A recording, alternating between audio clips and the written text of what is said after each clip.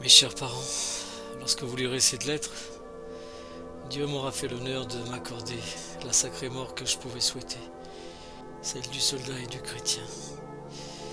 Que ce soit sur un champ de bataille ou dans un lit d'hôpital, je l'accepte comme dès le premier jour où je voulus m'engager. J'en accepte l'idée sans regret et sans tristesse, et je ne peux pas vous dire de ne pas me pleurer, car je sais la douleur que vous causera ma disparition, mais ne regardez point la terre qui me recouvrira. Levez les yeux vers le ciel, où Dieu me jugera et me donnera la place que j'aurais méritée. Priez pour moi, car j'ai été loin d'être parfait. D'où je serai près des chers morts que j'aurais été rejoindre, je ne vous oublierai pas. C'est vous qui m'avez fait ce que je suis devenu. Que cette idée vous console et qu'elle vous encourage à faire de celle que vous m'aviez donnée mission de garder et de protéger à vos côtés une femme qui soit digne d'être votre fille. Lorsque je ne serai plus là, qu'il sache combien je l'ai aimé. Parlez-lui quelquefois de moi.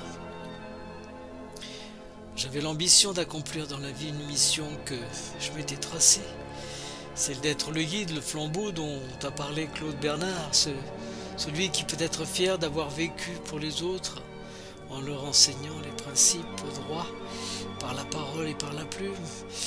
Je voulais écrire parce que c'était à mes yeux la plus noble profession et je voulais vivre pour suivre la voie que ma conscience m'indiquait, mais vous avez le droit de le savoir, d'autres étaient plus utiles que moi, soit que chef de famille, ils eussent déjà créé alors que je n'étais que le futur, soit que ministre du Christ, ils fussent appelés à façonner des hommes, à créer des Français et des chrétiens. Pour eux, j'ai offert à Dieu le sacrifice de ma vie. J'ai chaque soir prié pour que la mort les épargne en me frappant. Et mourir pour eux est presque trop beau pour moi puisque j'ai conscience de ne les valoir pas. Jacques-Georges-Marie Froissart avait 17 ans en 1914, fils d'un avocat parisien et engagé volontaire à la fin du mois d'avril 1916. Il fut d'abord téléphoniste, puis aspirant dans l'artillerie au 217e crack. Jacques tomba le 14 septembre 1918 d'un éclat d'obus reçu en plein cœur.